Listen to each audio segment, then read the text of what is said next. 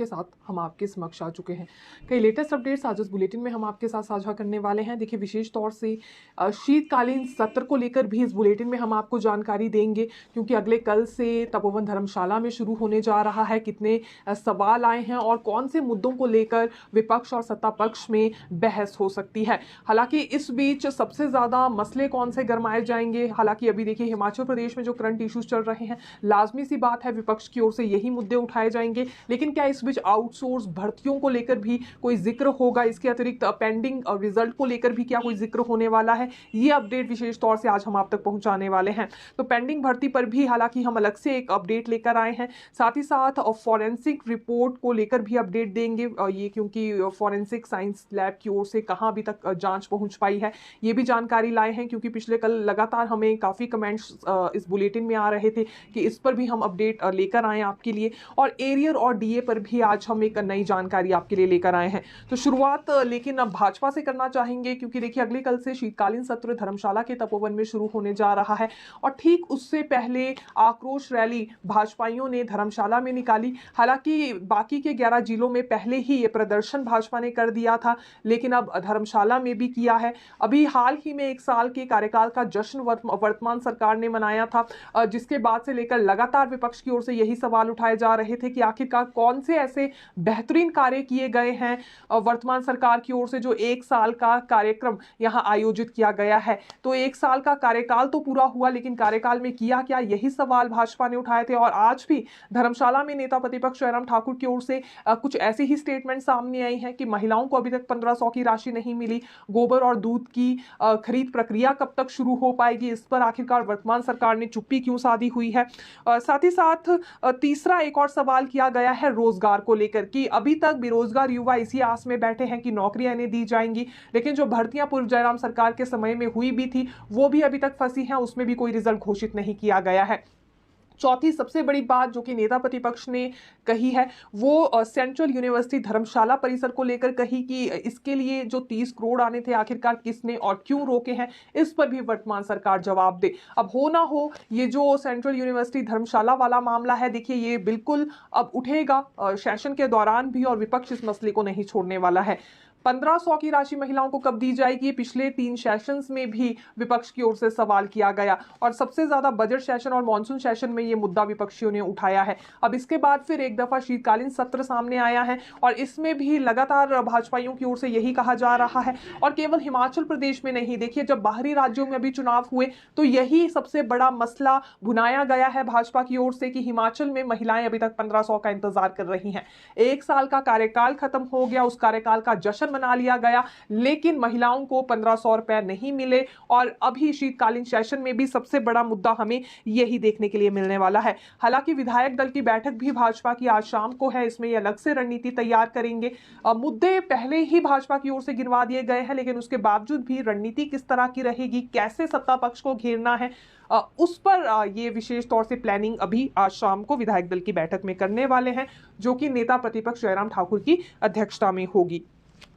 अब सवालों पर आना चाहेंगे, क्योंकि लगभग 471 के करीब सवाल लगाए गए हैं शीतकालीन सत्र में।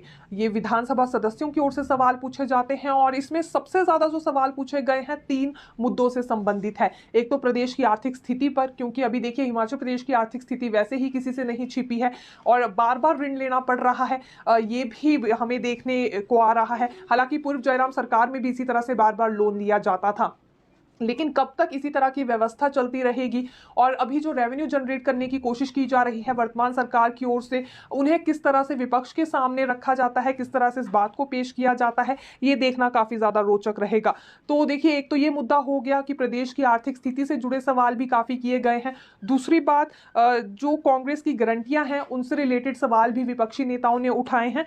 और मानसून के दौरान जो हिमाचल प्रदेश में प्राकृतिक आपदा आई थी, उसमें राहत एवं बचाव कार्य कितना हुआ, कितनी राशि खर्च की गई है, कितने प्रभावितों को अभी तक एक ग्रुप को सिंगल पास दिया जाएगा।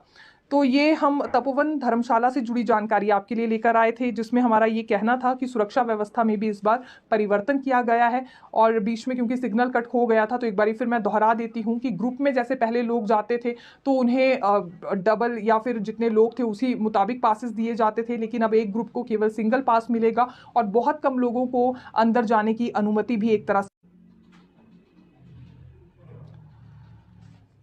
देखिए, पोर्टफोलियो को लेकर हम अपडेट दे रहे थे दोनों ही नए मंत्रियों को, क्योंकि अभी तक पोर्टफोलियो नहीं दिए गए हैं। तो इस बीच ये अपडेट निकलकर सामने आई हैं कि हो सकता है सेशन के दौरान ही इन्हें पोर्टफोलियो दे दिए जाएं। और अभी सुरक्षा को लेकर जैसा कि हमने कहा कि डीसी कांगड़ा ने राजेश थर्मानी के साथ हिमुडा के अधिकारियों को तैनात किया है और यादवेंद्र गोमा के साथ बीडीओ को तैनात किया गया है।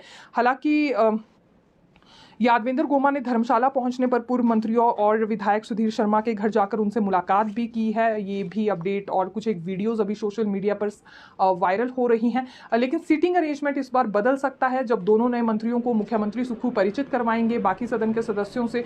तो सीनियरिटी वाइज क्योंकि सभी विधायकों को बैठना पड़ता है, तो उसके बाद देखना होगा अब की बार सेशन में सीटिंग अरेंजमेंट किस तरह का रहता है। सुरक्षा व्यवस्था में परिवर्तन हुआ है, ये बात हमने आपको बताई, लेकिन साथ ही साथ बोर्ड ऑफ ऑफिसर्स भी इस बार गठित की गई है। दरअसल अभी देखिए, क्योंकि लोकसभा संसद में एक कारनामा सामने आया था सुरक्षा की चूक को लेकर ही, दो युवक बिल्कुल यहाँ संसद के भीतर घुस गए थे। इस तरह की घटना को हिमाचल प्रदेश में अंजाम ना दिया जा सके, इसीलिए सुरक्षा व्यवस्था बढ़ा दी गई है और विधानसभा परिसर के बाहर 4 से 5 लेयर में सुरक्षा व्यवस्था सुनिश्चित की गई है, यानी कि 4 से 5 लेयर में सुरक्षा रहने वाली है। इसके अतिरिक्त जितने भी लोग मंत्री से या फिर मुख्यमंत्री से मिलने के लिए पहुंचेंगे, उनकी जांच भी पुलिस की ओर से की जाएगी। उनका जो पहचान पत्र होगा वो भी पूरी तरह से पुलिस चेक करने वाली है। इसके अतिरिक्त जितने भी मीडिया कर्मी हैं, अधिकारी हैं या अन्य लोग विधानसभा के भीतर जाएंगे, उनकी भी पूरी जानकारी पुलिस के पास रहने वाली है। विधायक दल की बैठक को लेकर हम जानकारी दे ही चुके हैं। आज शाम को भाजपा विधायक दल की बैठक होने वाली है नेता प्रतिपक्ष जयराम ठाकुर की अध्यक्षता में। हालांकि 12 से 13 मुद्दे तो पहले ही विपक्ष की ओर से गिनवा दिए गए हैं, जिसमें आउटसोर्स कर्मचारियों को लेकर भी आवाज उठाई जाएगी, इन्हें बाहर का रास्ता दिखाया गया है और नौकरी बहाली इनकी अभी तक नहीं हो पाई है। पेंडिंग रिजल्ट पर भी इस बीच सवाल पूछा जाएगा और 300 यूनिट निशुल्क बिजली कब तक लोगों को दी जाएगी, इस पर भी सवाल उठने वाला है।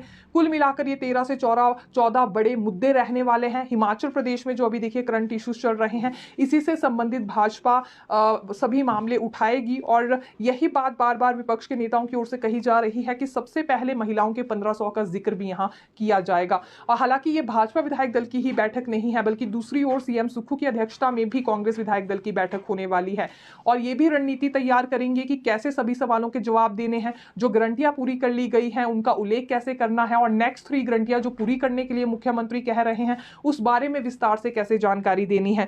तो इस पर यहां रणनीति जरूर देखिए कांग्रेस विधायक दल की बैठक में भी तैयार की जाएगी और कौन सा पक्ष हावी रहता है ये देखना होगा, क्योंकि मुद्दे यहां भाजपा के पास बहुत है और इन सवालों का जवाब सीएम सुक्खू कैसे देते हैं, निरुत्तर कैसे करते हैं विपक्ष को, ये देखना काफी ज्यादा रोचक रहने वाला है। अब ओल्ड पेंशन पर आना चाहेंगे, क्योंकि ये सेशन से जुड़ी जानकारी अभी तक हम आपको दे रहे थे, क्या कुछ रहेगा, किस तरह के मुद्दे हैं और कितने कुल सवाल लगाए गए हैं। अब ओल्ड पेंशन पर आ जाते हैं, क्योंकि बिजली बोर्ड कर्मचारी यूनियन लगातार ओल्ड पेंशन की मांग कर रही है। सर्विस कमेटी की बैठक अभी तक नहीं बुलाई गई ताकि ओल्ड पेंशन इनके लिए बहाल हो सके, तो इसी बात का ये विरोध कर रहे हैं कि जल्द अब सर्विस कमेटी की बैठक बुलाई जाए। दूसरी बड़ी बात इन्होंने ये कही है कि जो बिजली बोर्ड प्रबंधन की ओर से एमडी तैनात किए गए हैं, उनका जो 8 महीने का कार्यकाल रहा है वो बिल्कुल बोर्ड के खिलाफ रहा है।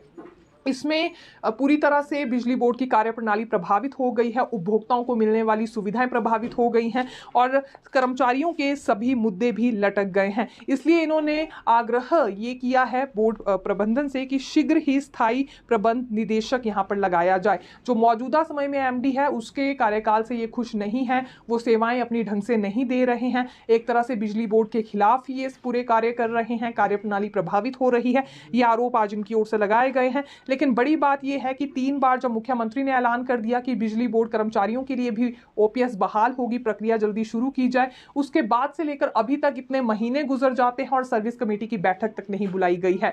तो फिलहाल यहाँ अधिकारी सरकार पर हावी हैं या सरकार की ओर से ही कुछ इस तरह की नसीहत अधिकारियों को दी जा रही है। अब इस पर भी कई तरह के सवाल कर्मचारी उठाने लगे हैं। आखिरकार कब इनके लिए ओपीएस बहाल होगी, इस वक्त का सबसे बड़ा सवाल इन बिजली बोर्ड के कर्मचारियों की ओर से किया जा रहा है।